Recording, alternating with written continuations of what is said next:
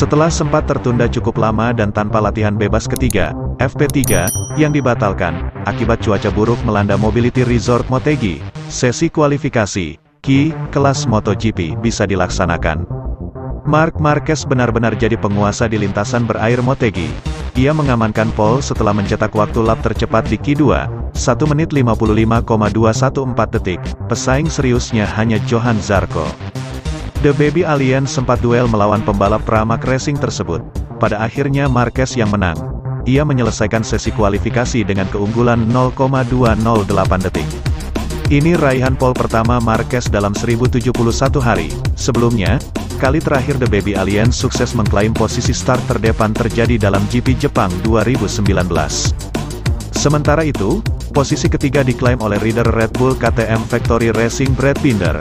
Melengkapi top 5 ada Maverick Vinales, Aprilia Racing, dan Jorge Martin, Pramac Racing. 3 kandidat juara dunia musim ini tak ada yang berhasil menembus front row. Alex Espargaro, Aprilia Racing, menjadi yang terbaik di antaranya, dengan finish ke-6. Pemimpin klasemen MotoGP 2022 Fabio Quartararo, Monster Energy Yamaha, hanya menyelesaikan Q2 di urutan 9, sedangkan Francesco Bagnaia, Ducati Lenovo Team, lebih buruk lagi, di P12. Sesi kualifikasi harus molor dari jadwal awal karena cuaca yang tidak memungkinkan. Penundaan terjadi setelah hujan deras menginterupsi Q2 Moto2. Bahkan, FP3 kelas MotoGP terpaksa dibatalkan.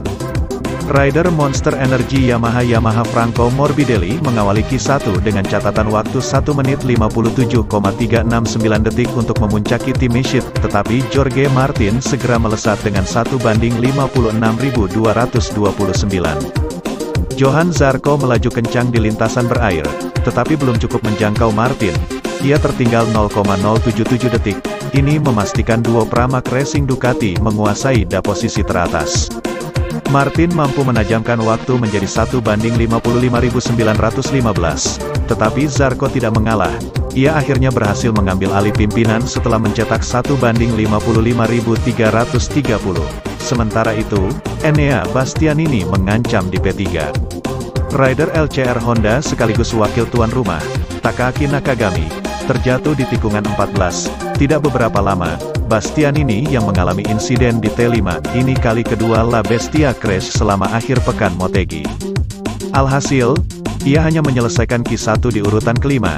Tampaknya, Bastianini akan menjalani balapan sulit hari Minggu nanti, sedangkan Zarco dan Martin berhak lolos ke sesi berikutnya, Q2. Sementara itu pada pagi hari diprediksi cuaca campuran. Matahari masih mungkin bersinar meski hujan turun di trek. Setelah tengah hari, awan lebih tebal dengan intensitas hujan lebih deras. Hal ini diwaspadai para pembalap yang berlaga di latihan bebas kedua terutama kualifikasi yang dilangsungkan siang. Pada latihan bebas pertama yang berlangsung dalam kondisi kering, para pembalap habis-habisan menggeber motor sehingga antara 4 posisi teratas dipisahkan dengan selisih waktu di kisaran 0,068 detik. 2 pembalap Ducati Corse, Jack Miller dan Francesco Bagnaia, menguasai sesi tersebut.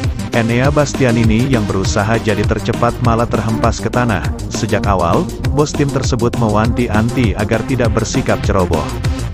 Fabio Quartararo mengisi posisi ketiga diikuti Alex Espargaro. Penampilan mengejutkan diperlihatkan duo Repsol Honda, Marc Marquez dan Pol Espargaro, mampu tembus 7 besar. Tampaknya kondisi sirkuit Motegi ditambah uluran tangan dari insinyur Honda Racing Jepang, membantu mengurangi defisiensi performa RC213V. Pasangan KTM, Brad Binder dan Miguel Oliveira pun secara mengejutkan berada di peringkat 9 dan 10. Karena trek sangat basah, para pembalap kemungkinan besar turun menggunakan setup untuk kondisi tersebut. Kemungkinan mereka akan bersikap lebih hati-hati kali ini. Pecco sangat kecewa dengan kecepatannya, mungkin berusaha mendorong sedikit lagi demi mendapatkan posisi bagus di akhir sesi kualifikasi. Sementara, Marquez menyambut gembira karena hujan bisa menolongnya tidak memforsir lengan. Punya predikat sebagai Rainmaster, tentu ia berharap finish di urutan terdepan dalam penentuan grid.